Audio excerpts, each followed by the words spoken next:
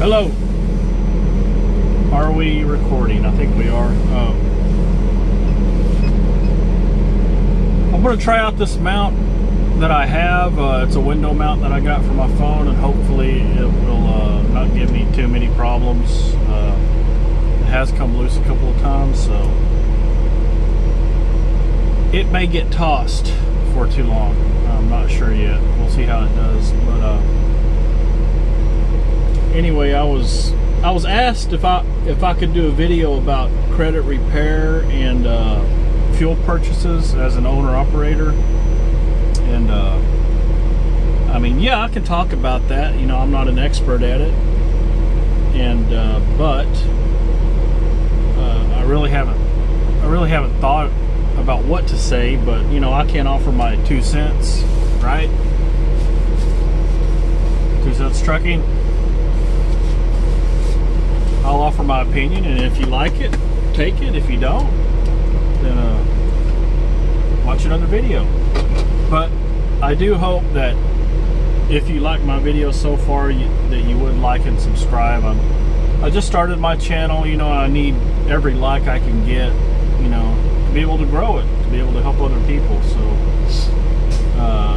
do what you can for me. I would appreciate it, and I hope the content that I create is you know, helps you out or helps somebody else out. That's my goal, is to help people out. So as far as credit repair, let's get this out of the way, okay? Credit repair, it just depends on what you have, man. I mean, if you have a bankruptcy, it's going to take 7 to 10 years for it to go off your record. So I mean, that's just the way it's set up. So, but if you're paying off that bankruptcy, it'll go off your record after you pay it off. So it's better to pay off a bankruptcy than to not pay off a bankruptcy. There's 2 different types of bankruptcies, and one of them you pay off and it goes off your record quicker. The other one you don't pay off, and it takes, I think, 10 years for it to go off your record, and you won't be able to buy crap. I mean, you can go to like a furniture store, a rent-to-own place, and get something. You'll just have to, and if you want to purchase a truck, you know, you're going to have to make a deal. A buddy of mine, another owner operator, he's driven a truck. He had driven a truck for a while, but his friend was selling his truck, okay, and he bought that truck off of his friend, and now he's an independent owner operator, and he's very successful. Lives up there in Pennsylvania. Shout out to you.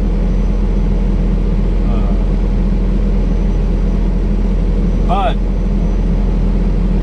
his friend let him pay that truck out as he was working. So, you know, he put a little bit of money up front. I forget what he told me, but it wasn't much. He bought the truck for $10,000, and he was able to pay it out to his friend. So, I mean, there's ways that you can get around it and still become an owner-operator. You just have to use your head, use your contacts, right? And it's good to make contacts in this industry. I mean, that's why it's good to have a CB, but that's another video, you know? I mean, a lot of drivers around the road, they don't even have a CB, or if they do, they don't even run with it on, you know? I've seen several trucks that would get stuck out. Like if you're going down the highway and there's an accident, and you have some drivers on the CB saying, okay, well, the right lane's open, the left lane is open, and there will be trucks just driving down the opposite lane just because they don't have their CB on. They'll get stuck in that lane. Oh well, you know. Should have had your CB in your truck, and you should have had your CB on. Channel 19. Maybe they'll learn one of these days, but you know, communication is important, especially when you drive these big rigs. It's not about a boys club. It's about communicating with each other and being safe. That's the main reason to carry a CB, and especially in inclement weather. I mean, you get up there to the north, Wisconsin, Minnesota, Chicago, shit, even Missouri. You know, you're gonna need a form of communication. I was in St. Louis last week, and I got there the day after that big ice storm, and I saw a lot of trucks and a lot of four-wheelers in the ditch, you know. So, you know, having a CB, getting the road conditions, you know, from other drivers, and just getting the flow of traffic from them, you know that could be in your equipment. You're saving your equipment or not. So I don't know why anybody wouldn't want to run a CB and keep in contact with other drivers, you know, just for the mere fact of safety. But enough of that. I got off topic a little bit. We were talking about credit repair and purchasing your own truck. Well, I kind of got off topic of that too, but anyways, that's what my friend did, you know, and he didn't have to get a loan, and that's why I brought that up. He did not have to get a loan to get his first truck, and he still has that truck. You know, he rebuilt the motor in it after a couple of years. Paid off. He's making money. He's independent, making a lot of money, and bought that truck for $10,000 from his friend. And there's you know, people sell trucks all the time. So I mean, you don't have to go to a dealer or any type of dealer is what I'm talking about. You know, either Lone Mountain or Peterbilt. You know, it's good to go there. You get a warranty. They have certified mechanics there that can, for the most part, yeah. I mean, I've had good luck at Tulsa, Rush Truck Center in Tulsa, Peterbilt. I mean, they have a good crew there, good mechanics. They know what they're doing, and they try to help the drivers out. Now, other shops, I couldn't tell you about those, but they're in Tulsa. You know, that's a good crew.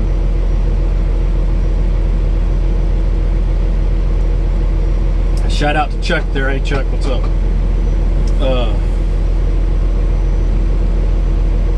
But anyways, back to it. Credit repair.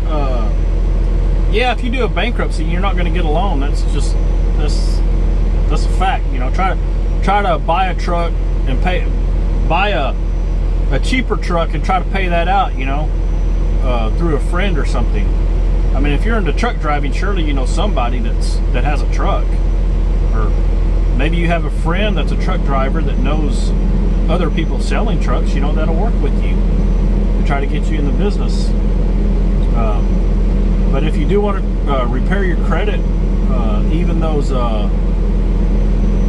companies that get your all your bills into one payment, if you go that way, that still ruins your credit doing that.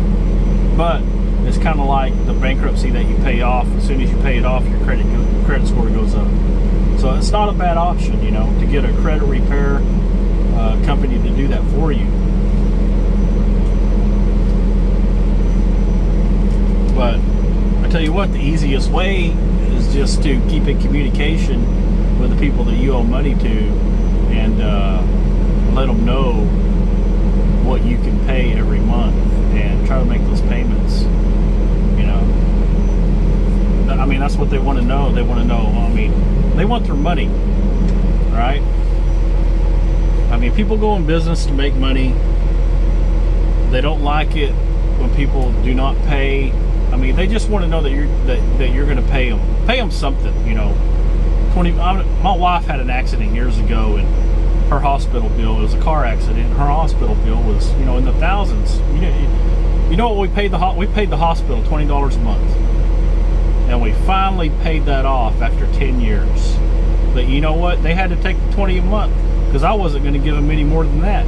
So they could either take it or not. And I don't know of any business that would refuse money. You know, I sure wouldn't. But my point is, pay them what you can. Pay them what you can. That way your reputation stays intact. You know, when you don't pay your bills, your reputation slides, and it's reported to the credit agencies. But get your stuff paid off. That way, if you want to get a loan, you can get a loan. And it's a lot easier to do business with better credit.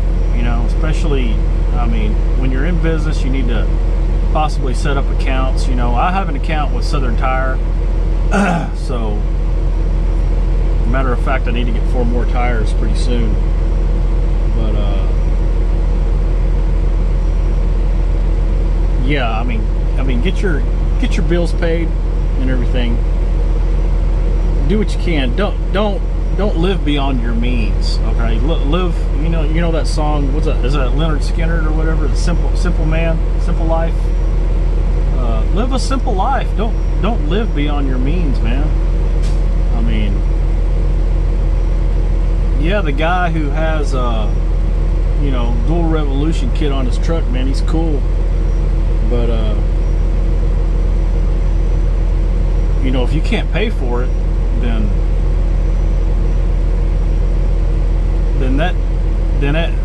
at the core, that doesn't make you cool at all if you can't pay for it, And you can tell the difference when you're talking to people. I mean, that's just the way it is. But anyways, try not to get up. It's still early. I'm still drinking my coffee. I apologize about ranting, going off in different topics, but take care of your bills, get them paid off. If you got a friend, if you got a hookup to buy a truck, go that route. As far as fuel purchases, okay, as an owner operator, you have different choices, all right?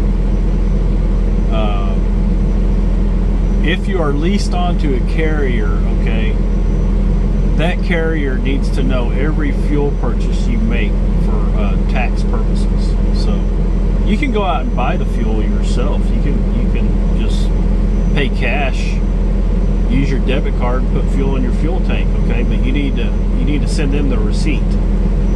You keep the receipt to come off of your taxes, but they also need a copy of that receipt for IFTA tax purposes, all right? And you don't want to get audited, so make sure you get those into your carrier. If you're an independent, you just take care of that yourself, But purchasing fuel, I mean, if you're with the carrier, some carriers will go through like a fuel purchasing system. They'll have a card to give you to purchase fuel.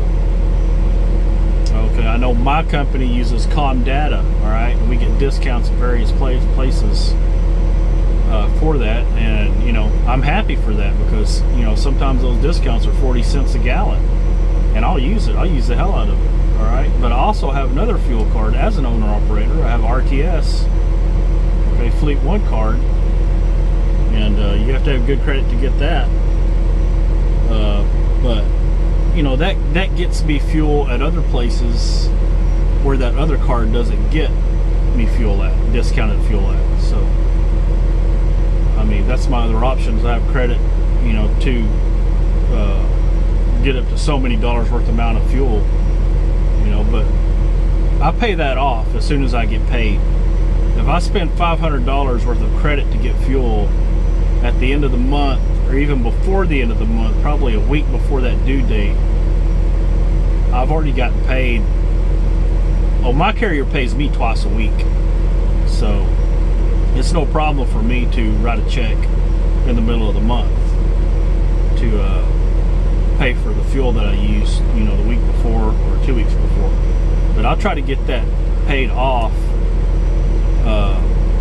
every month. Now, I never pay it to zero. Some people like to do that. I always pay it to about 15% because that's what keeps your credit score up, all right?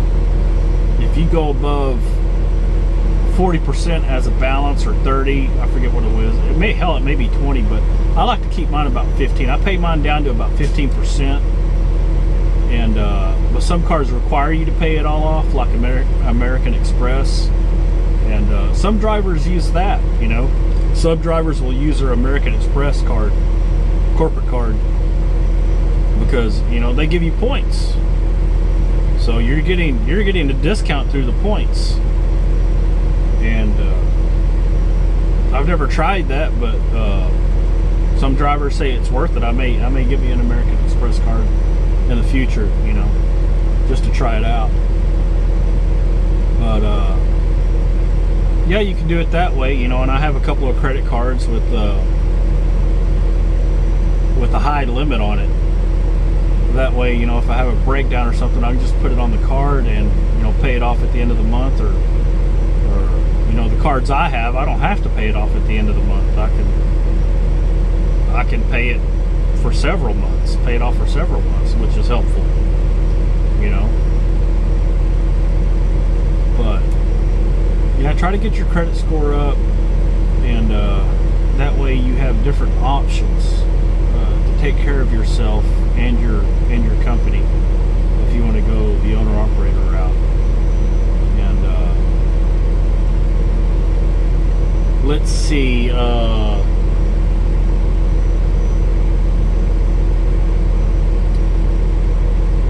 yeah, I think I covered fuel purchases. So, you know, you get discounts. Your carrier will give you a card a lot of the times, and you'll get discounts through that. Or you can apply for a discounted card, you know, through RTS or one of those, you know, Fleet One, one of those discount fuel purchasing companies, and get a card that way and do it. Or you can pay cash, you know, get the cash discount at the pumps. But a lot of times that cash discount doesn't I would say most of the time that cash discount isn't as much as a discount you would get with one of those cards that you can get. So take that into consideration. I'm not telling you what to do. I'm just offering my 2 cents, right? And if you find the video helpful, you know, please like and subscribe. Like I said, I just started my channel. I would appreciate it. And I'll talk to you guys later. Peace.